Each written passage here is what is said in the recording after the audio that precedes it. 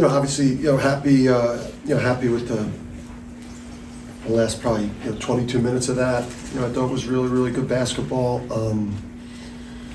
Three-point line defense. It's something that continues to be a little bit of an issue now. 2 of those 12 came from a guy that hasn't. I don't know if he's played. I know he didn't. The third string center who kind of came out of nowhere and hit the 2 threes in the first half. So credit him, and you have 4 really good perimeter guys that are tough to guard and can make tough shots, and they've really scored the ball well. I thought overall our defense was was pretty decent based on the amount of points they've scored against high majors this year. Our goal was to keep them under 60, and they scored 63 and shot 36% overall, or a little bit under that. And then us offensively, it was good to see us shoot it better. I think this was more in line, I think, with the way that, our expectation for the way that we would shoot the ball this year was more in line with the way we shot it today. So it was good to see. That. Dan, you talked about human nature when these type of games. Usually it's kind of like a second half situation. To start off like that, is that a little bit less excusable, kind of first half like that? No, I think we missed shots. Offensively, we at halftime we probably should have had 57 points. We missed layups, we missed open threes. Cam didn't have it going yet. I think he took. He was pretty passive today. Wasn't very aggressive. I just think that we didn't. I didn't think the first half was a not ready to play, not ready to guard. Again, 4th string center comes in the game and pick and pops. I don't even know how many minutes he's played this year. But our defense, I thought, was not the issue today. I just think it took us a while to start really getting it going offensively. Jalen Stewart had a nice little stretch. What did you see from him? It was good. I thought we didn't play well offensively in the first half, so it was good to see him give us a lift there, and I think that that earned some trust in the staff, and now earned the staff trust his teammates, and now gets him into a position where he becomes a guy that can now get into the rotation here coming at it today. Going back to Seattle gives us more confidence that that we've got somebody that we could go to and get Alex off the court before we run him into the ground. They rebounded you in the first half, and then you finished. Obviously, in the second half, it was like 25-8. You had 6 guys with 4 or more. Talk about the difference in. That was total bullshit. Our centers got beat. Donovan, Sampson there. That was disappointing. We were running to backs instead of getting inside position, and rebounding is it's position, it's tracking, it's tracing, it's life or death pursuit of the ball. Possession of the ball is the most important thing. And I just they were faster to the ball. Some of them were long threes that sometimes doesn't bounce your way, but I just thought that our that Sampson, Donovan, we got to rebound it better there, and they know that. I got on them today.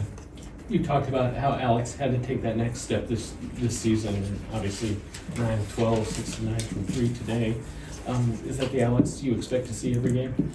Well, I don't think that you're going to get that from any one player on this team in any game, because different teams are going to focus their attention on different things, and tonight was Alex's night, and it may be Donovan's night the next night, and it may be Tinu or maybe Cam, or Steph or Salt. We've got depth here, and I think good offenses, the ball just goes to whoever the ball should go to, and then that individual has got to step up and make shots and make plays. And today was a good game for him in terms of the way that they guarded and the opportunities, and I think that's what's unique about the team is that we've got multiple guys that can go get you 26 and be the hero. The 26 points tonight was a career high for him. Just how impressed were you with him with how he played today? I was impressed, probably more against Carolina, just because he didn't make shots and he still played a great game. But that 6 for 9, I think, was something he needed just for the confidence piece. Because players look at their numbers. They see it. I mean, they see what they're shooting from 3. The game has become, very analytics driven, and everyone knows what their efficiency numbers are, and that could mess with a player's head. When you expect to shoot 42, 45% from 3, and you see 30 or 31, so that 6 for 9 is gonna bump that number up. It's gonna be good for his confidence. Is his work ethic pretty consistent? I mean, when he has a tough shooting game, he goes right in the gym, he shoots a lot, but he shoots a lot anyways, right?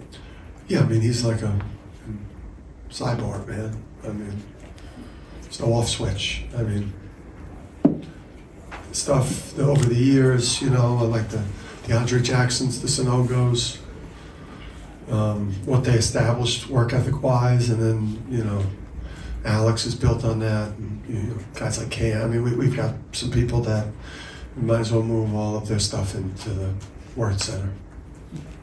So it's all high majors from now on, from here on out. How exciting is that? Oh my God! Yeah, these games are. Listen, they're necessary. It's listen, you regular season. It's 31 games. We need some of these so we could get the young players on the court and and kind of like work on some different things, and you can't play 31 heavyweight championship fights.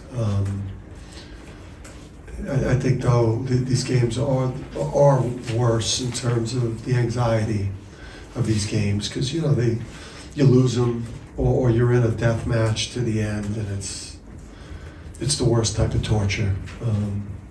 So now is the best part. The Carolinas at the Garden, the Gonzagas in Seattle, 2 top 10 teams. Going into the Big East. I mean, this is what it's all about. Now, this is nothing but like every win feels great, as opposed to trying not to blow your season up. Solo 3 for 5 from 3 against Carolina, kind of a breakout performance from him there. 1 for 5 today, though. He had that late 3 in the second half. Where do you feel like he is with his shooting right now? Do you feel like he's getting comfortable with the 3-point shot? Yeah, I mean, I just think for him, the shooting, it all looked clean. The ones that didn't go in, they were in and out. He hasn't found his stroke completely in Gamble yet. But I just think just his maturity at the defensive end just gave us 25 minutes of very few mistakes and physicality on the ball. And I think that he's going to be a guy that's always going to be 2 for 5. I think, I'm really happy with where he's at. Anything else, Coach? We good?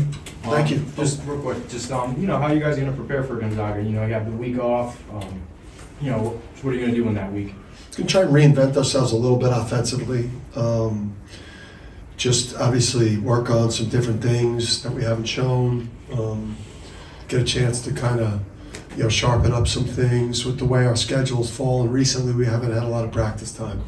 And when you don't get a lot of practice time, it's tough to clean a lot of things up, especially at the defensive end, the 3-point line defense, some of the things where we need to get better, as good as we've been and efficient as we've been. Get a chance to get some of these guys healthy. Sam came in banged up, Donovan's been banged up. So it's a chance to get some practices, get healthy, and start prepping for just another one of the biggest non-conference games of the non-conference season, Gonzaga, UConn, and Seattle, in a crazy atmosphere. It's going to be awesome.